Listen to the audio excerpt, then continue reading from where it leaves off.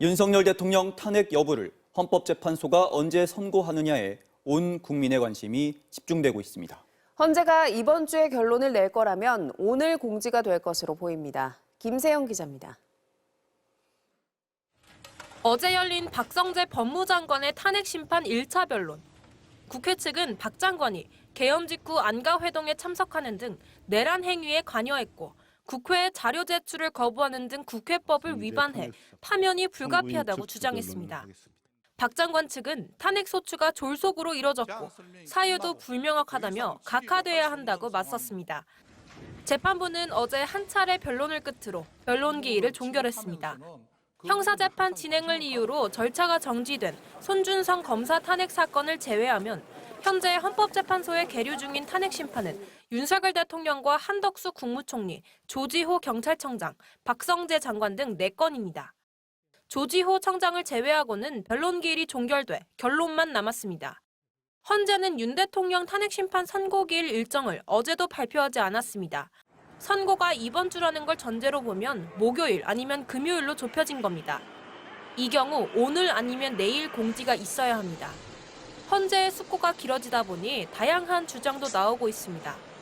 다음 주로 예정된 민주당 이재명 대표의 공직선거법 위반 2심 선고 뒤로 헌재 선고를 미루자는 주장이 국민의힘 쪽에서 나오기도 했습니다.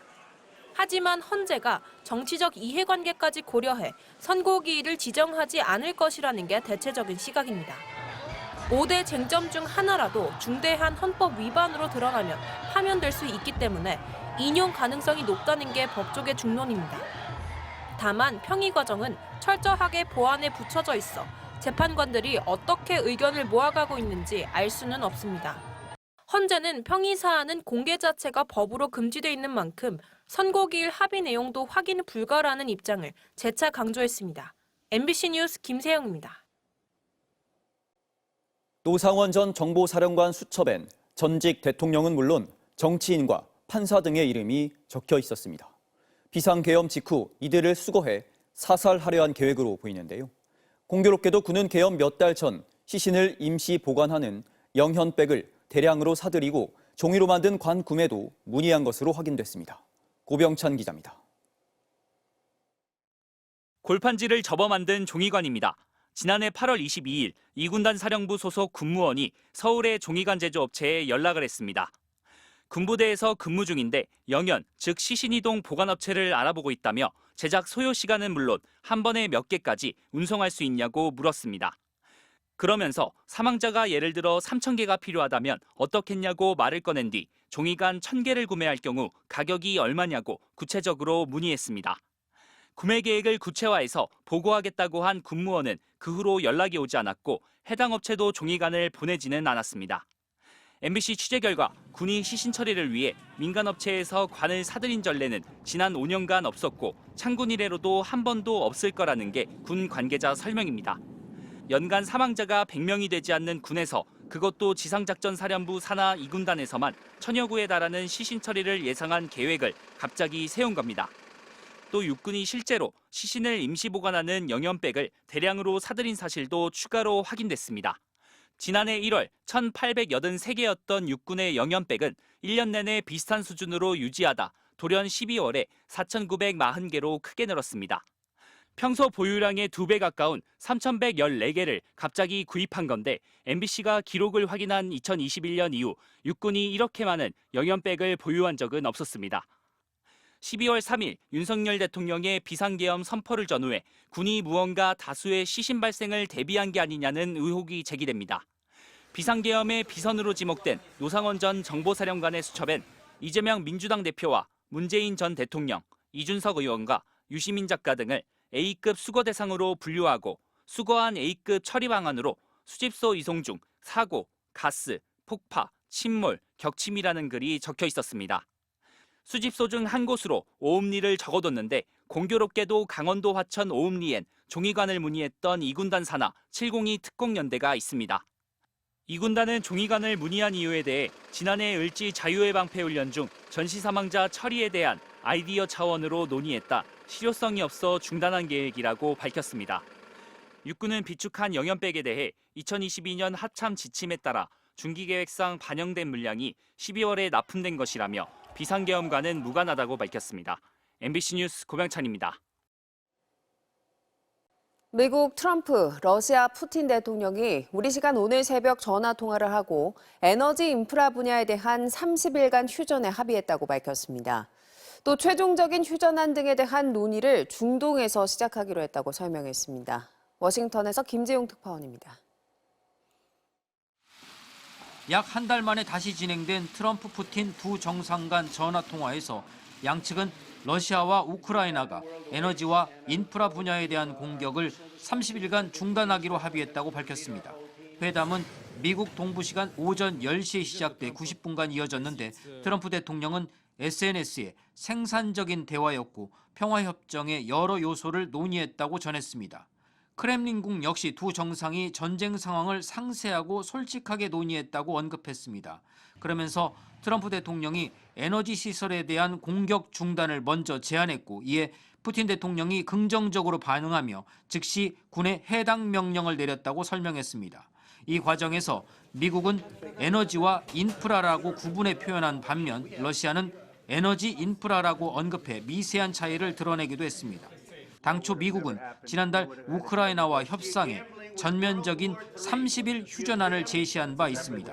이에 대해 푸틴은 긍정평가하면서도 세부 논의가 필요하다는 입장을 낸 바 있어 최종 결론이 주목됐었습니다. 실제로 회담에서 푸틴은 미국이 제시한 30일 휴전안이 유지되는 동안 우크라이나의 재무장 가능성을 우려하는 동시에 우크라이나에 대한 외국의 군사와 정보 지원을 완전히 중단할 것을 요구했었다고 크렘린궁 측은 전했습니다. 결과적으로 두 정상은 에너지와 인프라로 제안한 이른바 부분적 휴전안이란 결론을 내린 셈이어서 우크라이나와 유럽의 반응이 주목됩니다.